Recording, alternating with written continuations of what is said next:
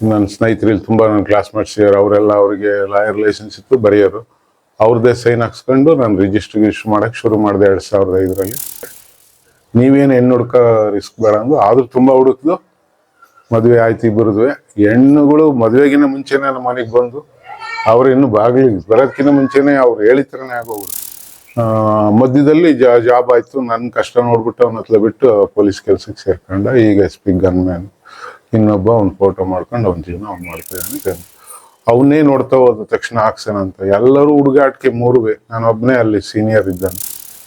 ನಿಜಕ್ಕೂ ಅದನ್ನ ಈಗ ನಂಬೋದಿಲ್ಲ. ಈಗ ಇದು ಕಲಿಯುಗ ಆಯ್ತು.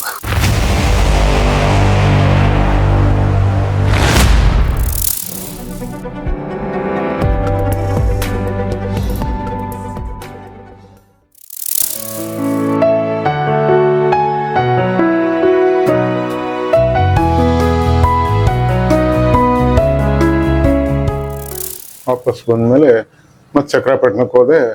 ಮತ್ತೆ ಇಲ್ಲೂ ಆಗಲಿಲ್ಲ. ನಿನಗೆ ಸೀದಾ ಕಡೂರಿಗೆ ಹೋಗ್ಬಿಡು, ನೀನಲ್ಲಿ ಡಾಕ್ಯುಮೆಂಟ್ ರೈಟರ್ ಆಗ್ತೀಯ, ನಿನ್ಗೆ ಲೈಸೆನ್ಸ್ ಸಿಗುತ್ತೆ, ಹೋಗು.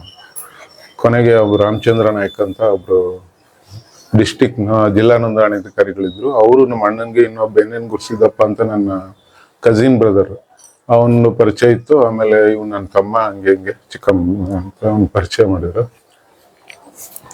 ಹಿಂಗೆ ಏನೇನ ಬರೀತಿದ್ದೆ, ನನ್ಗೆ ಇದ್ರ ಗೇಳಿತ್ತು ರೈಟಿಂಗ್ದು. ಆಮೇಲೆ ಹಂಗೆ ಮಾಡಿ ಅವರು ಬೇರೆಯವ್ರ ಜೊತೆಲಿ ಸಪೋರ್ಟಿಂಗ್ ಲಾಯರ್ ಪ್ರಸನ್ನ, ನನ್ನ ಸ್ನೇಹಿತರು ಇಲ್ಲಿ ತುಂಬ ನನ್ನ ಕ್ಲಾಸ್ಮೇಟ್ಸ್ ಇದ್ದಾರೆ, ಅವರೆಲ್ಲ ಅವರಿಗೆ ಲಾಯರ್ ಲೈಸೆನ್ಸ್ ಇತ್ತು, ಬರೆಯೋರು. ಅವ್ರದ್ದೇ ಸೈನ್ ಹಾಕ್ಸ್ಕೊಂಡು ನಾನು ರಿಜಿಸ್ಟ್ರ್ ಮಾಡೋಕ್ಕೆ ಶುರು ಮಾಡಿದೆ 2005ರಲ್ಲಿ. ಹಾಗೆ ಸ್ಟ್ಯಾಂಡ್ ಆಗ್ತಾ ಬಂತು, ಸ್ವಲ್ಪ ಇಂಪ್ರೂವ್ ಆಯಿತು. ಕೊನೆಗೆ 2005ರಲ್ಲಿ ಮೋಹನ್ ಕುಮಾರ್ ಪಂಡಿತ್ ಆರಾಧ್ಯ ಅಂತ ಇಲ್ಲಿ ಸಬ್ ರಿಜಿಸ್ಟ್ರಾರ್ ಬಂದರು. ಸೇಮ್ ಟೈಮಲ್ಲಿ ಜಿಲ್ಲಾ ನೋಂದಣಾಧಿಕಾರಿ ಚಿಕ್ಕಮಂಗ್ಳೂರು ರಾಮಚಂದ್ರ ನಾಯ್ಕ ಅಂತಿದ್ರು. ಅವರು ಇವರಿಗೆಲ್ಲ ಲೈಸೆನ್ಸ್ ಕೊಡ್ಬೋದು, ನಾನು ರಿಟೈರ್ಡ್ ಆಗ್ತಾ ಇದ್ದೀನಿ ಬನ್ನಿ ಅಂದರು. ಸರಿ, ಈಗ ಗುರುಗಳು ಹೇಳಿದ್ಗೂ ಇವರು ಹೇಳಿದ್ಗೂ ತಾಳೆ ಆಯಿತು. ಹೋದ್ಮೇಲೆ ನಮ್ಗೆ ಲೈಸೆನ್ಸ್ ಕೊಟ್ಟೇ ಬಿಟ್ರು. ಆ ಲೈಸೆನ್ಸ್ ತಗೊಂಡು ಇಷ್ಟುವರೆಗೆ ನೋಡ್ರಿ ಅಲ್ಲಿಂದ ಇದರಲ್ಲಿ ಅನ್ನ ತಿಂತಾ ಇದ್ದೀನಿ. ಮಕ್ಳ ಜೀವನ. ಈಗ ನನ್ನ ಮಗ ಒಬ್ಬ ಪೊಲೀಸ್ ಆದ, ಇನ್ನೊಬ್ಬ ಫೋಟೋಗ್ರಾಫರು. ಅವ್ರವ್ರ ಜೀವನ ಅವ್ರು ಮಾಡ್ಕೊತ ಇದ್ದಾರೆ. 2005ರಲ್ಲಿ ಡೇಟ್ ಇಲ್ಲಿ ಮರ್ತದೆ. ಆ ಡೇಟಲ್ಲಿ ತಗೊಂಡು ಕಡೂರಿಂದ ಸೀದಾ ಇಲ್ಲೇ ಕೊಟ್ಟರು ಲೈಸೆನ್ಸು. ಅಲ್ಲ, ಚಿಕ್ಕಮಂಗ್ಳೂರಿಂದ ಲೈಸೆನ್ಸ್ ಇಶ್ಯೂ ಆಯಿತು. ಸೈನ್ ಹಾಕಿ ತಗೊಂಡು ಹಾಕಿ ಫೋಟೋ ವಿತ್ ಕಾರ್ಡ್ ಹಾಕಿ ಕೊಟ್ಟರು. ಅಲ್ಲಿಂದ ಇಳಿದಾನೆ ಸೀದಾ ಗುರುಗಳ ಮನೆಗೆ ಹೋಗಿ ಪಾದಕ್ಕೆ ನಮಸ್ಕಾರ ಮಾಡಿದೆ. ಅದನ್ನ ಇಟ್ಟೆ, ಹೋಗು ಈಗ ಕಡೂರಿಗೆ ಹೋಗ್ಬಿಡು, ಅಲ್ಲಿ ಹೋಗಿ ಈ ಥರ ಮನೇನು ಕಟ್ಸಿಯ, ಮಕ್ಳಿಗೆ ಜಾಬ್ ಆಗುತ್ತೆ. ಇನ್ನೊಬ್ಬನು ಅವನು ಫೋಟೋಗ್ರಾಫರ್ ಆಗ್ತಾನೆ. ಇಬ್ಬರಿಗೂ ಹೆಣ್ಣು ಕೊಡೋರು ಅವರೇ ಹುಡ್ಕೊಂಬರ್ತಾರೆ.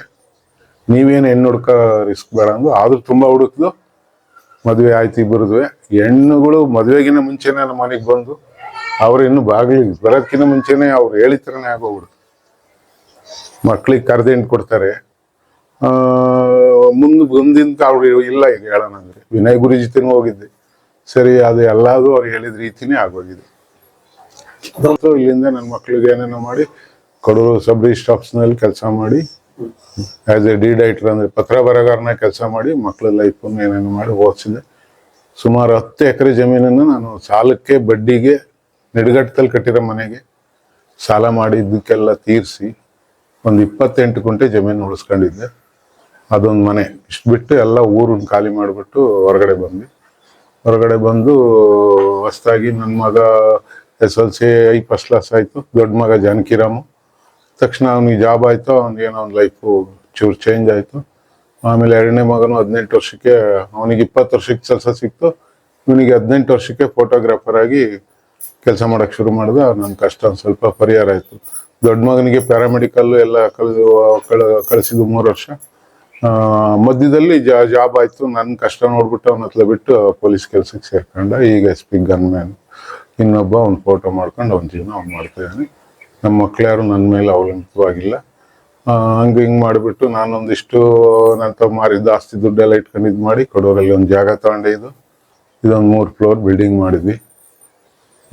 ಈಗ ಲೈಫ್ ಸುಧಾರಿಸಿದೆ 200%. ನಿಡಗಟ್ಟದಿಂದ ಸ್ಯಾಂಟ್ರೋ ಕಾರಲ್ಲಿ ಧರ್ಮಸ್ಥಳಕ್ಕೆ ಹೊರಟ್ವಿ.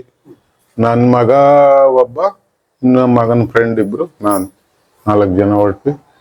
ಪೆಟ್ರೋಲ್ ಇತ್ತು. ಅಪ್ ಟು ಚಾರ್ಮಡಿ ಘಾಟು ಎಲ್ಲ ದಾಟಿ ನಿಯರ್ ಧರ್ಮಸ್ಥಳ ಪೂರ ರೀಚ್ ಆದು. ಪೆಟ್ರೋಲ್ ಮುಗ್ದೋಗಿದೆ, ಯಾರು ನೋಡ್ಕೊಂಡಿಲ್ಲ. ಸ್ನಾನ ಮಾಡಿದ್ವಿ, ಪೂಜೆ ಮುಗಿಸ್ಕೊಂಡ್ವಿ, ಹಾಲ್ಟ್ ಆಗ್ಬಿಟ್ವಿ. ಬೆಳಿಗ್ಗೆ ಎದ್ದು ಪೆಟ್ರೋಲ್ ಹಾಕ್ಸ್ಲಿಲ್ಲ, ಸುಬ್ರಹ್ಮಣ್ಯಕ್ಕೆ ಹೊರಟ್ವಿ. ಸುಬ್ರಹ್ಮಣ್ಯಕ್ಕೆ ಒಂದು 4 ಕಿಲೋಮೀಟ್ರ್ 3 ಕಿಲೋಮೀಟ್ರ್ ಮುಂದೆ ಹೋಗಿರ್ಬೋದು. ಗಾಡಿ ನಿಲ್ತು. ಗಾಡಿ ನಿಂತಕ್ಕೆ ಪೆಟ್ರೋಲ್ ನೋಡ್ಕೊಂಡ್ರು ಹುಡುಗರು. ಇನ್ನು ಹುಡುಗಾಟಿಕೆ ಅವಕ್ಕೆ ತಕ್ಷಣ ನೋಡಿದ್ರು ಪೆಟ್ರೋಲ್ ಮುಗ್ದೋಗಿದೆ. ಅಲ್ಲಿ ನೋಡ್ತೀವಿ, ಅಲ್ಲಿ ಅಂಗಡಿಗಳು ಯಾರು ಮಾರ್ತಾ ಇಲ್ಲ, ಬಂಕು ಇಲ್ಲ ಅಲ್ಲಿ ನಿಯರ್.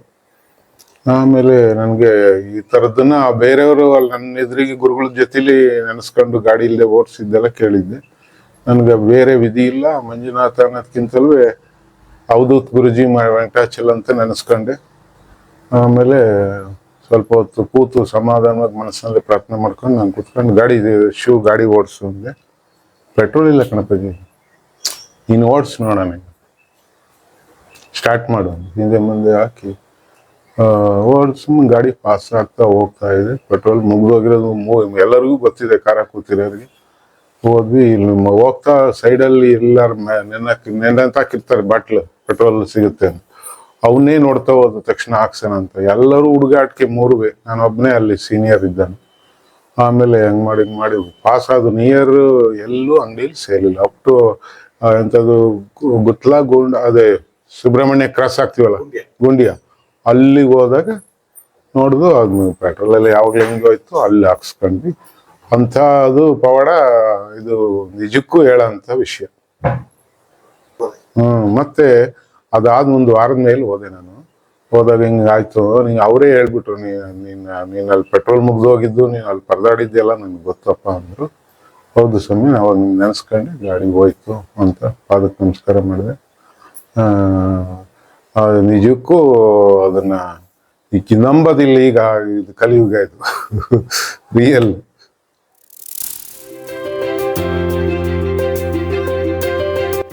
ದಯಮಾಡಿ ಲೈಕ್ ಮಾಡಿ, ಶೇರ್ ಮಾಡಿ, ಸಬ್ಸ್ಕ್ರೈಬ್ ಮಾಡಿ, ಮರೆಯದೆ ಬೆಲ್ ಬಟನ್ ಒತ್ತಿ.